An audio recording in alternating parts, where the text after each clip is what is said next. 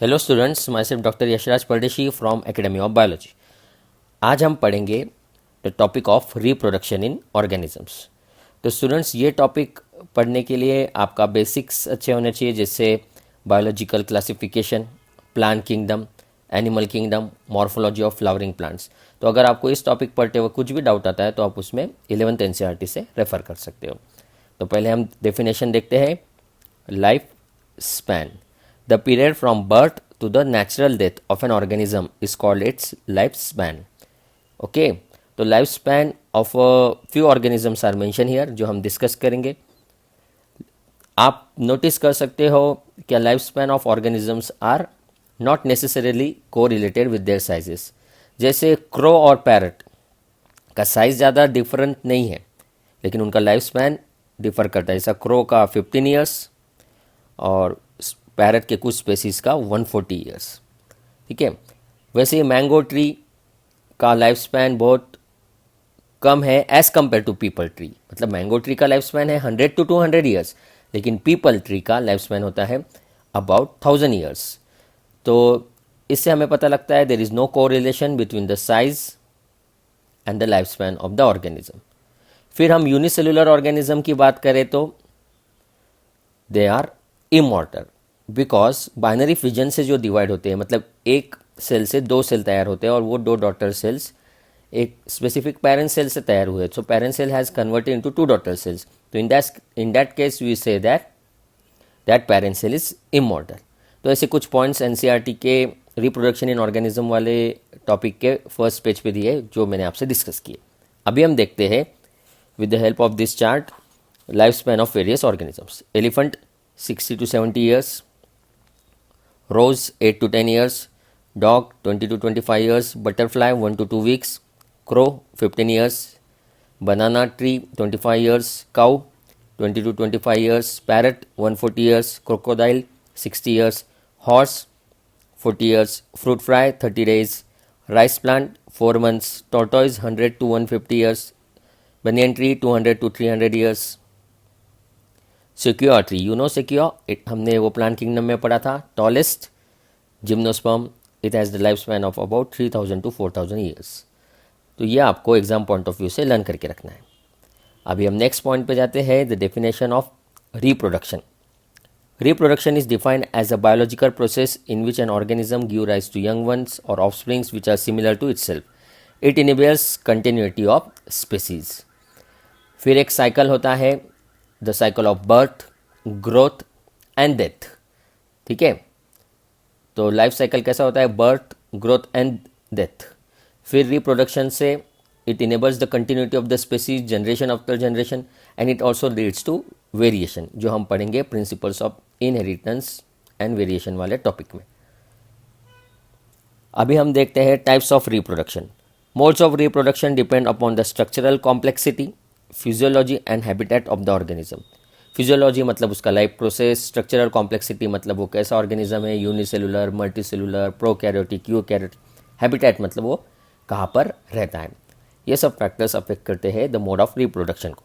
Mode of reproduction is of two types, asexual and sexual. Asexual mode of reproduction में uniparental without any gametic fusion, and in this case offsprings are called as clones. Okay, so asexual reproduction is uniparental without gametic fusion, and the offsprings produced by asexual reproduction are called as clones. Clones are the individuals who are morphologically and genetically similar. So the products of asexual reproduction forms clones. तो अभी हम पढ़ते हैं types of asexual reproduction. तो exam point of view से ये बहुत important है, बहुत बार इसमें सवाल आते हैं। नंबर 1 फिजन, पहले हम हेडिंग्स पढ़ लेते हैं। फिर बडिंग, फिर स्पोर फॉर्मेशन, फिर गेमे, फ्रैगमेंटेशन, रीजनरेशन और वेजिटेटिव प्रोपोगेशन। तो पहले हम पढ़ेंगे अबाउट फिजन। तो उसमें दो टाइप्स, बाइनरी फिजन और multiple fission. Binary fission. In this process of asexual reproduction, the parent organism divides into two halves, each half forming an independent daughter organism. Binary fission involves mitosis. तो types of binary fission यहाँ मैंने mention किए हैं, simple binary fission, longitudinal binary fission, transverse binary fission और oblique binary fission. Simple binary fission it is also called as irregular binary fission as seen in amoeba. Longitudinal binary fission में longitudinal axis से the cell divides as seen in the protist Euglena. Transverse binary fission is seen in Paramecium, diatoms and bacteria, and oblique binary fission is seen in the organism Serratium. Serratium is a dinoflagellate. तो आपने जैसा kingdom protista में पढ़ा था about various organisms they undergo binary fission, तो यहाँ पर हमने कुछ एग्जांपल्स देखे binary fission. Multiple fission, in this process the parent body divides into many similar daughter individuals. Example amoeba and Plasmodium. Plasmodium जो हमने मलेरियल पैरासाइट पढ़ते वक्त पढ़ा था, इट्स अ मलेरियल पैरासाइट। तो आप यहाँ देख सकते हो अमेबा में सिंपल बाइनरी फिजन भी है और मल्टीपल फिजन भी है depending upon the condition.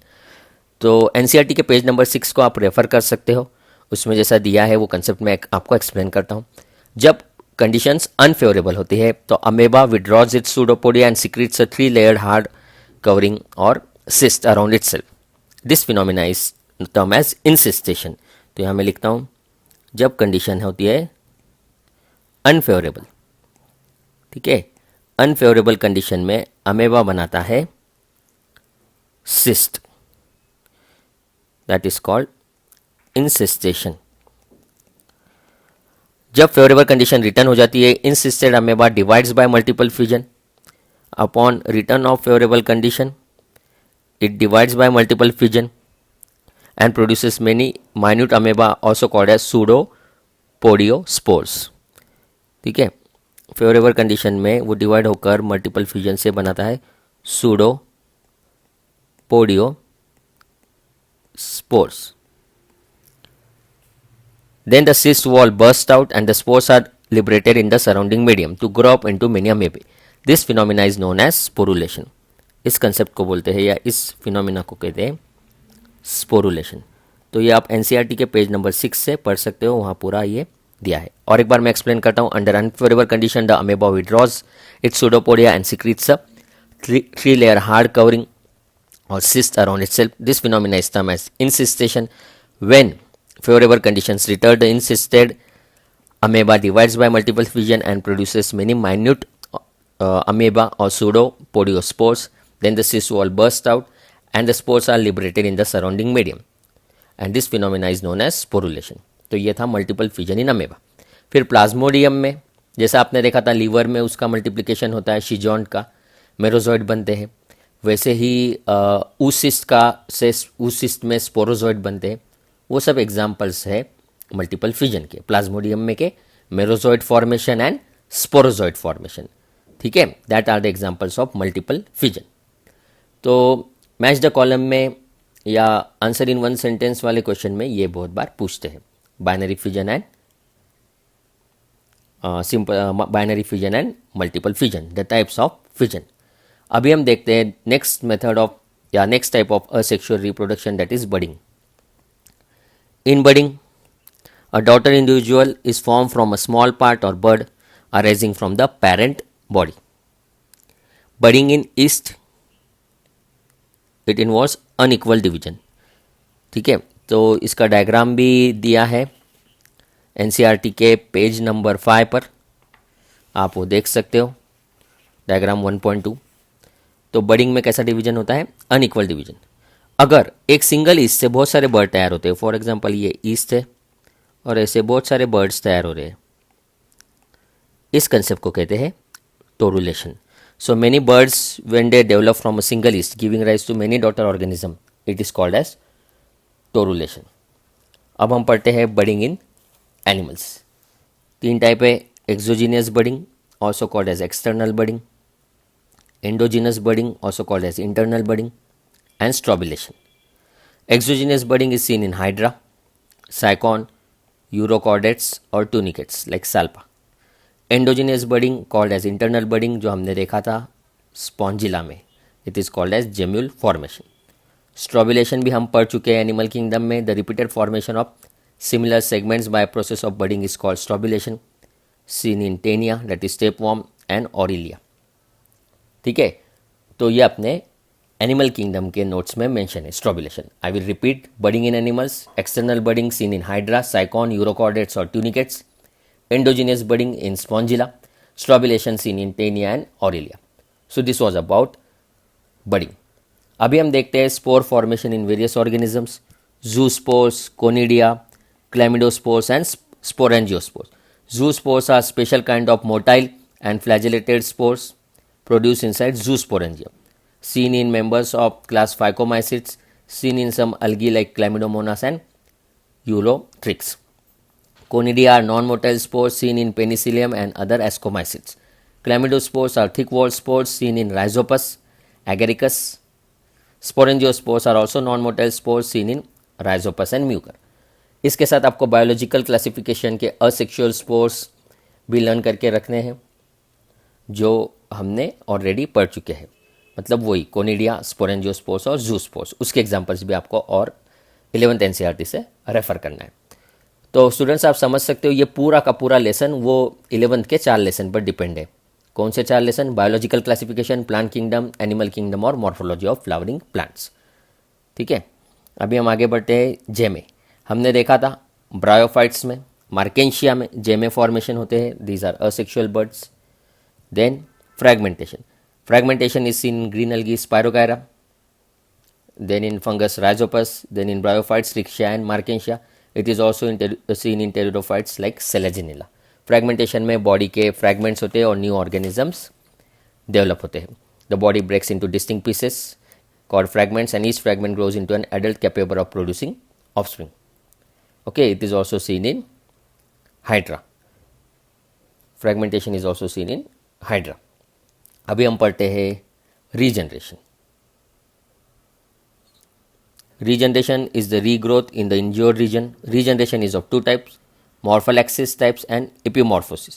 In morphallaxis, the whole body grows from a small fragment.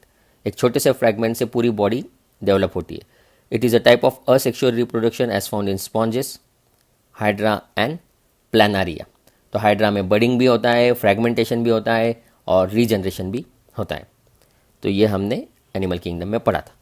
Epimorphosis is the replacement of the lost body part, as seen in wall lizard, broken tail of wall lizard. It is replaced. That is called epimorphosis. Starfish में भी epimorphosis देखा जाता है जो हमने living world में पढ़ा था. ठीक है, तो दिस इज अबाउट रीजनरेशन. अभी हम देखते हैं the methods of vegetative propagation. पहले हम देख लेते हैं what is the definition of vegetative propagation. It is formation of new plants from vegetative propagules like rhizome, buds, tubers etcetera. Exam point of view से आपको 2 मेथड्स पता होना चाहिए वेजिटेटिव प्रोपोगेशन की, natural methods and artificial methods. Natural methods में runner, rhizome, sucker, tuber, offset, bulb and bulbils. तो NCERT के page number 7 पे, 12th एनसीईआरटी के पेज नंबर 7 पर आप देख सकते हो डायग्राम के मदद से eyes of potato, rhizome of ginger, bulbil of agave, leaf buds of bryophyllum, offset of water hyacinth. These are all vegetative propagules. ठीक है, तो vegetative propagation is a type of asexual reproduction. Vegetative reproduction या vegetative propagation ये term हम apply करते हैं exclusively mainly plants के लिए. ठीक है, तो नेचुरल मेथड्स में रनर के एग्जांपल्स ऑलरेडी हम 11th में पढ़ चुके हैं. फिर राइजोम के भी, sucker, tuber, offset, bulb, bulbil, ये सब they help in natural methods और दे आर नेचुरल वेजिटेटिव प्रोपोगेल्स.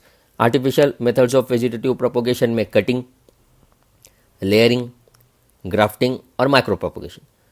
ठीक है, कटिंग में स्टेम कटिंग से कौन से प्लांट्स ग्रो होते हैं? ऐसे तो बहुत सारे प्लांट्स हैं, लेकिन एग्जाम पॉइंट ऑफ व्यू से आप ये लर्न करके रखना. शुगर केन, रोज, बनाना, दहलिया, जिंजर. रूट कटिंग से blackberry, Raspberry, lemon, orange, lemon and orange. ठीक है, लेयरिंग नाम का एक मेथड है, artificial method of vegetative propagation. उसमें एग्जांपल जास्मिन, लीची, पोमीग्रेनेट. ठीक है, तो मेनली मैं जो ब्लैक मार्कर से मार्क करता हूँ वो एग्जाम पॉइंट ऑफ व्यू से इंपॉर्टेंट है. स्टेम कटिंग और रूट कटिंग और ग्राफ्टिंग में in this method a root and shoot system of 2 different plants are joined to develop as a composite plant. तो 2 प्लांट को जोड़कर एक कंपोजिट प्लांट तैयार किया जाता है. जो शूट पार्ट रहता है दैट इज कॉल्ड ग्राफ्ट और scion and rooted part is called stock. After fusion, fusion होता है कैम्बियम रीजन में, callus is form and cambium is necessary for grafting. As cambium is absent in monocots, grafting is not possible. I will repeat the concept of grafting. Grafting में दो plant को जोड़ा जाता है, दो प्लांट के part को जोड़ा जाता है. जो शूट वाला पार्ट रहता है दैट इज कॉल्ड ग्राफ्ट और शियोन, और जो प्लांट सॉइल में रूटेड प्लांट रहता है उसे कहते हैं स्टॉक. फ्यूजन होता है कैम्बियम रीजन से में, और कैम्बियम रीजन में कैलस तैयार होता है. Callus, you know, callus it's a mass of undifferentiated cells, mass of parenchyma cells, undifferentiated parenchyma cells. तो आप नोट डाउन कर सकते हो, callus is a mass of undifferentiated parenchyma cells. फिर कैम्बियम ज़रूरी है ग्राफ्टिंग के लिए. मोनोकॉट्स में आपको पता है कैम्बियम नहीं रहता है, इसलिए उनमें ग्राफ्टिंग नहीं हो सकती. फिर ग्राफ्टिंग के बारे में आपको मैं और एक पॉइंट मेंशन करता हूँ मेरे नोटबुक में से, आप उसे नोट डाउन कर लेना. ग्राफ्टिंग में एक बात याद रखना, stock is always older than the scion. लिख दो आपके नोटबुक में, in grafting stock is always older than the scion. In grafting stock is always older than scion. So this is about grafting. अभी हम देखते हैं micro propagation, that is plant tissue culture. इसमें क्या होता है, प्लांट्स को प्रोपोगेट करते हैं, बहुत सारे प्लांट्स को रिप्रोड्यूस करते हैं by culturing the cells, tissues and organs, and this concept is called as tissue culture. It involves use of callus, the mass of undifferentiated cells, या undifferentiated mass of cells, and large plantlets, मतलब छोटे छोटे plants तैयार होते हैं और उससे बड़े बड़े प्लांट्स तैयार होते हैं. ये हम पढ़ेंगे बायोटेक्नोलॉजी में या strategies for enhancement in food production में. ये कंसेप्ट वहाँ पर आता है डिटेल में, माइक्रो प्रोपोगेशन. ठीक है, तो स्टूडेंट्स इसके साथ आपको एनसीईआरटी के पहले 4-5 पेज पढ़ने हैं, पेज नंबर 3, 4, 5, 6, 7 और 8. ये सभी पॉइंट्स उसमें से हमने कवर कर लिए हैं. तो आप देख सकते हो क्या ये पूरा 11th पर डिपेंडेंट टॉपिक है. ठीक है, 11th के वो 4 से 5 लेसन पर डिपेंडेंट टॉपिक है. आज हमने पढ़े methods of asexual reproduction like fission. ठीक है, फिर हमने फिजन के बाद पढ़ा बडिंग, फिर spore formation in various organism, फिर जेमे, फ्रैगमेंटेशन, रीजनरेशन और वेजिटेटिव प्रोपोगेशन. फिर हमने पढ़ा लाइफ साइकिल ऑफ वेरियस या life span of various organism. इसके साथ आपको एनसीईआरटी के पेज नंबर 8 पर एक इन्फॉर्मेशन दिया है अबाउट वाटर हाइसिंथ, जो हम कहते हैं जिसमें होते हैं offset aquatic plant water hyacinth, that is called terror of Bengal. Why it is called terror of Bengal? It is most invasive weeds found growing wherever there is standing water. वो oxygen drain कर लेता है water में का और उससे fishes का death हो सकता है. तो आप ये एनसीईआरटी से पढ़ सकते हो. ये हमको terror of Bengal that is aquatic plant water hyacinth Eichhornia crassipes, Eichhornia crassipes, ये प्लांट हमें चैप्टर 13 और चैप्टर 14 में भी पढ़ना है. ठीक है, और वो एनवायरनमेंट में भी आता है. Environment because it is a water, मतलब वो वाटर को पोल्यूट करता है, इट्स ए वीड. फिर एनसीईआरटी में क्वेश्चन पूछा है how plants like potato, sugarcane, banana, ginger, dahlia are cultivated. तो they are basically cultivated by stem cuttings. ठीक है, फिर node, node is a very very important concept, NODE, node. Node is present in the modified stem of this plants. जब भी node comes in contact with damp soil और water they produce roots and new plants. फिर Bryophyllum का एक आपको पता होना चाहिए, ब्रायोफाइलम, उसमें लीव्स में एडवेंटिशियस बर्ड्स आते हैं और वो बर्ड्स से न्यू प्लांट डेवलप होता है. तो आप याद रखोगे ब्रायोफाइलम के लीव बर्ड्स से न्यू प्लांट डेवलप होता है.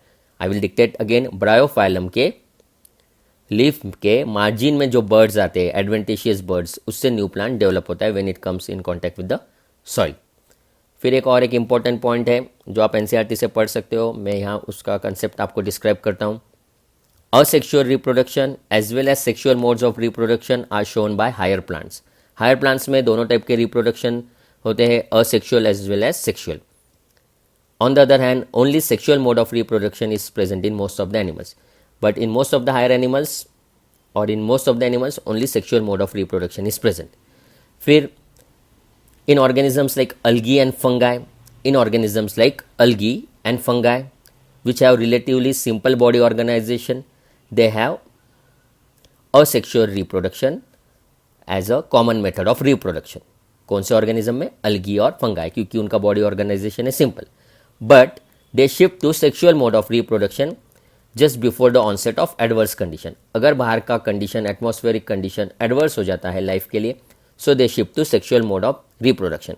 फिर एनसीईआरटी पूछता है why they shift to sexual mode of reproduction and what is the advantage of sexual reproduction in these organisms to survive during unfavorable condition।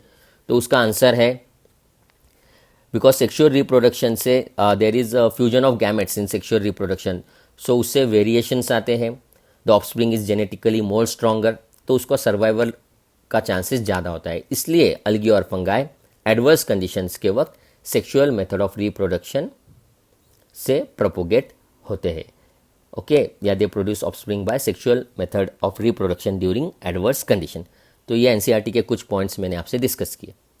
ठीक है, तो इसके साथ आपको एनसीईआरटी का पेज नंबर 3, 4, 5, 6, 7, 8 पढ़ के रखना है। So this was about the part 1 lecture number 1 of reproduction in organisms. आगे हम पढ़ेंगे, नेक्स्ट लेक्चर में हम पढ़ेंगे about sexual reproduction in organisms. Thank you.